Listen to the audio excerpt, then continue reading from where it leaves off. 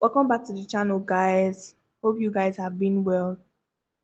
So, former President Goodluck Jonathan is once again at the center of Nigeria's political discourse, with northern power brokers reportedly pushing for his return to the presidency in 2027.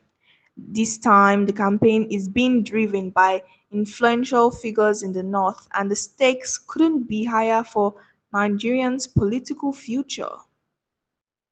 The news headline reads: Northern Governor, retired General leads moves to draft Goodluck Jonathan into 2027 presidential race. At the heart of this movement is a strategic calculation by Northern power players to draft Jonathan back into the political fold.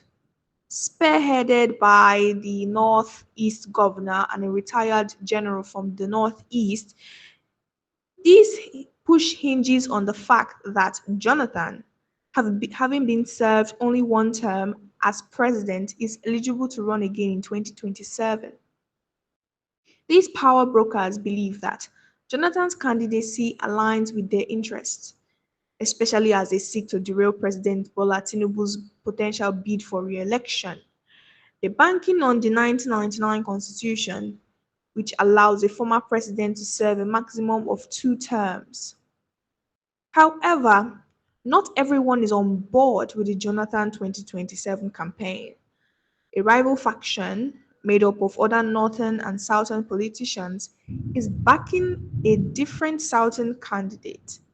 Both groups, however, share a common goal: opposing Tinubu's continued leadership. The Jonathan camp, though, has already begun reaching out to key stakeholders across Nigeria's 6 geopolitical zones. These include civil society organizations and pro-democracy groups who share concerns about the current administration's governance and economic policies. Jonathan's appeal extends beyond his political experience. Northern leaders believe he remains a strong candidate with support from both the southern states and a significant portion of the north. Despite being out of power for nearly a decade, Jonathan still enjoys goodwill in many parts of the country. His diplomatic engagements, particularly in promoting democracy norms in Africa, have further boosted his image. Northern leaders feel that his experience as vice president and president gives him the edge to handle Nigeria's complex political landscape. The push for Jonathan gained traction earlier this year, with key political figures expressing support, notably Bauchi State Governor Bola Mohammed, a former minister under Jonathan, openly stated his willingness to step aside if Jonathan decides to run in 2027. Mohammed's declaration reflects a broader sentiment among some northern politicians who see Jonathan as the best option for stabilizing Nigeria's political future. He has experience, Mohammed said, and could do a better job than anyone else.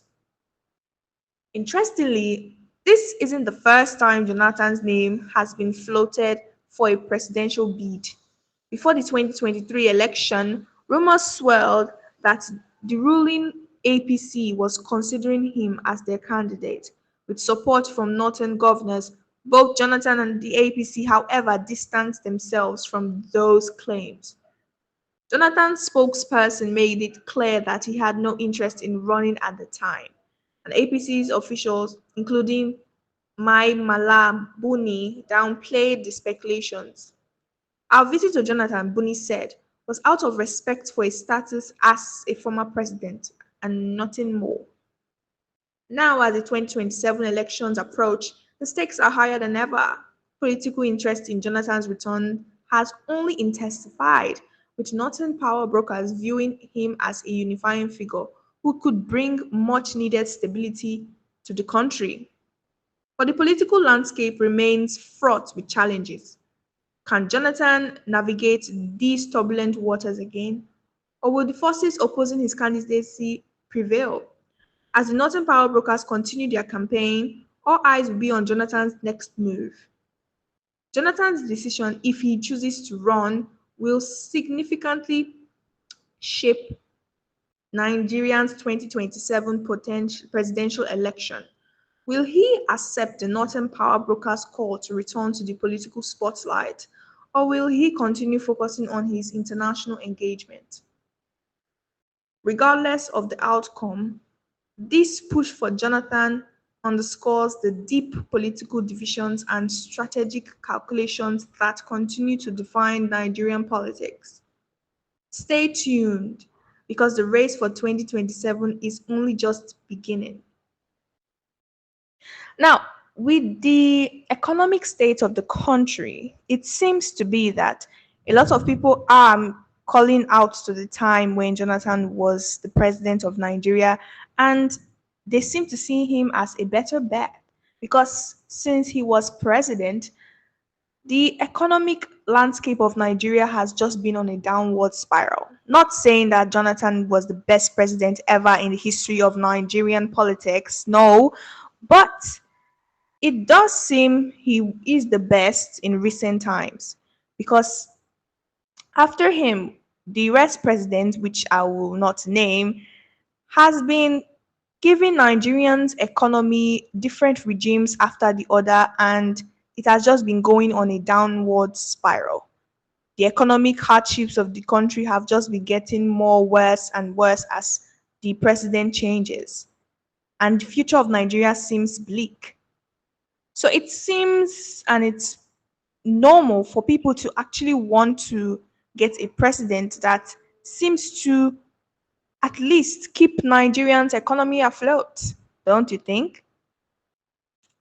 So do you guys think that Jonathan should come back for the 2027 presidential election? Do you actually think that he did a decent job when he was president?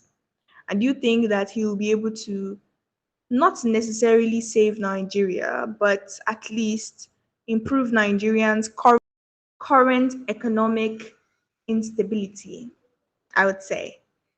Because previously we covered the current Nigerian's economic regime and it's not looking bleak. Things are times two of what it once was because something that you would buy last year, it's times two.